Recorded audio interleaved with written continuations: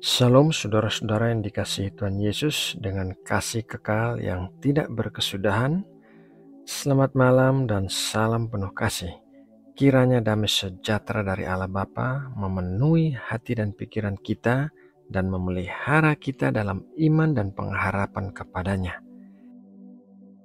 Saudaraku, mari kita berdoa untuk mengawali renungan ini. Tuhan Allah kami yang bertahta di dalam kerajaan sorga, kami bersyukur di pagi hari yang indah ini, kami masih bisa bersatu teduh dan diberkati dengan firman-Mu yang menghidupkan. Kami mau menyimpan firman-Mu di dalam hati kami, agar kami tidak berdosa kepadamu. Kiranya Roh Kudus menerangkan kepada kami tentang kebenaran-kebenaran melalui firman yang sebentar lagi akan kami dengarkan. Terima kasih ya Bapa. Dalam nama Tuhan Yesus Kristus, kami berdoa dan mengucap syukur. Amin. Saudara yang terkasih, pikiran adalah sesuatu yang sangat berbahaya karena dosa bisa dimulai dari pikiran yang salah. Dosa pertama yang dilakukan oleh manusia terjadi karena melihat sesuatu yang salah dan memikirkan sesuatu yang salah.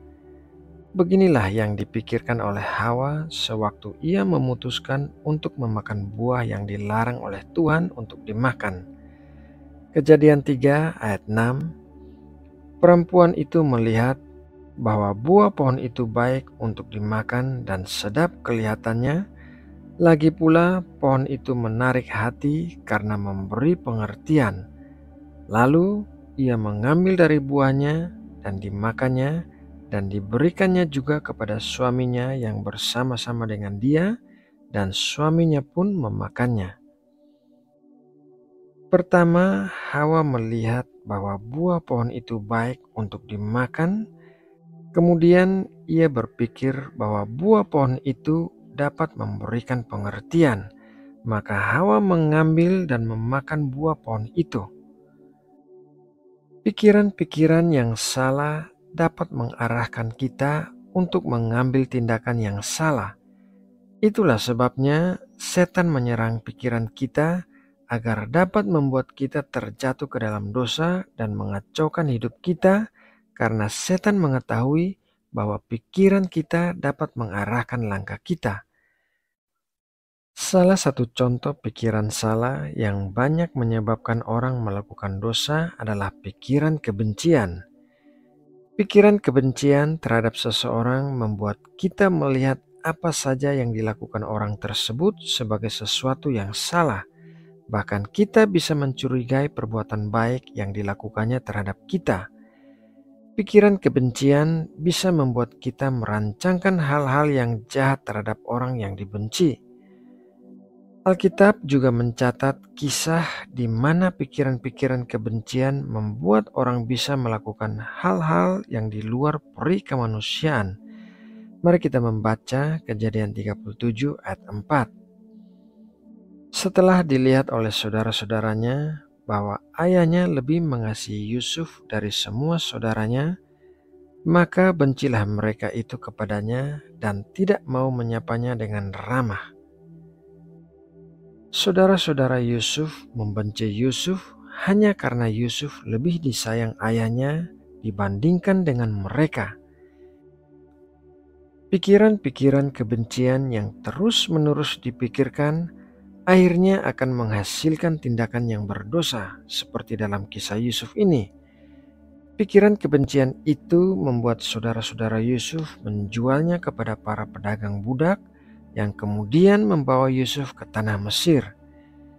Pikiran kebencian tidak tumbuh dalam satu hari saja, melainkan semakin dipikirkan, maka pikiran itu akan semakin kuat.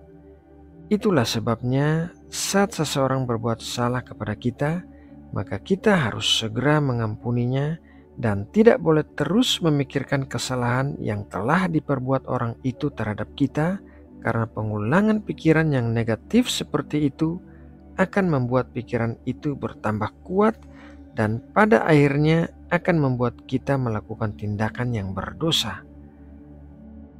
Seperti halnya bibit tanaman yang baru tumbuh, Pikiran-pikiran yang salah harus segera dicabut dan disingkirkan saat pikiran itu mulai timbul. Kelalaian kita untuk mencabut pikiran-pikiran yang salah bisa berakibat fatal bagi diri kita.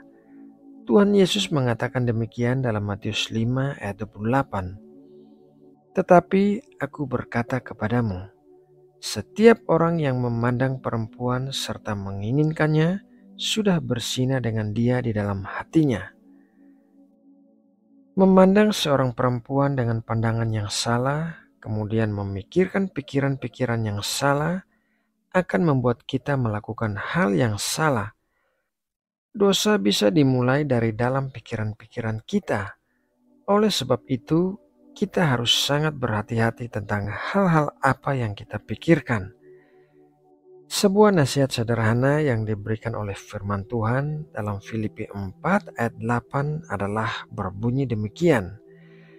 Jadi akhirnya, saudara-saudara, semua yang benar, semua yang mulia, semua yang adil, semua yang suci, semua yang manis, semua yang sedap didengar, semua yang disebut kebajikan dan patut dipuji, pikirkanlah semuanya itu.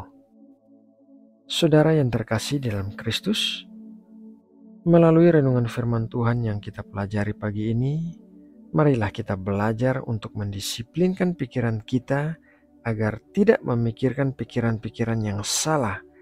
Dengan demikian, kita bisa belajar untuk berjalan di dalam kekudusan seperti yang dikehendaki Tuhan. Nah, saudaraku, demikianlah renungan firman Tuhan pagi ini. Semoga renungan ini dapat memberkati dan menguatkan kita semua. Mari kita berdoa. Bapa kami yang ada di surga, terima kasih buat berkat firman-Mu pagi ini.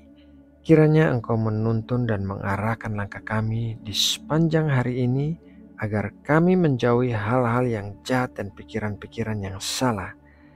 Arahkanlah kami dan ingatkanlah kami untuk selalu memikirkan hal-hal yang baik terhadap orang lain. Kami mau memenuhi hati dan pikiran kami dengan firman-Mu agar kami jangan berdosa di hadapan-Mu. Kami serahkan seluruh kehidupan kami dan keluarga kami, kebutuhan kami, pergumulan hidup kami ke dalam tangan-Mu, sebab kami mempercayai bahwa Engkau Allah yang mengasihi kami dan Engkaulah satu-satunya sumber pertolongan kami. Apa yang mustahil bagi manusia, tidak mustahil bagimu. Kami berdoa bagi masalah-masalah yang sedang dialami oleh saudara-saudara kami. Kiranya Engkau menjamah dan menyembuhkan yang sakit, menghiburkan dan memberikan kekuatan baru bagi yang sedang berduka cita dan menderita, membukakan jalan bagi yang membutuhkan jalan, dan memberkati yang sedang berkekurangan. Terima kasih ya Bapa. Kami berdoa bagi kesejahteraan dan keselamatan bangsa kami. Engkau Allah yang berdaulat atas Indonesia, dan kiranya Engkau memberkati Indonesia dengan kestabilan dalam bidang ekonomi, politik, dan pemerintahan. Kiranya Engkau memberkati serta melindungi para pemimpin negara ini. Terima kasih ya Bapa. Dalam nama Tuhan Yesus Kristus, kami berdoa dan mengucap syukur. Amin.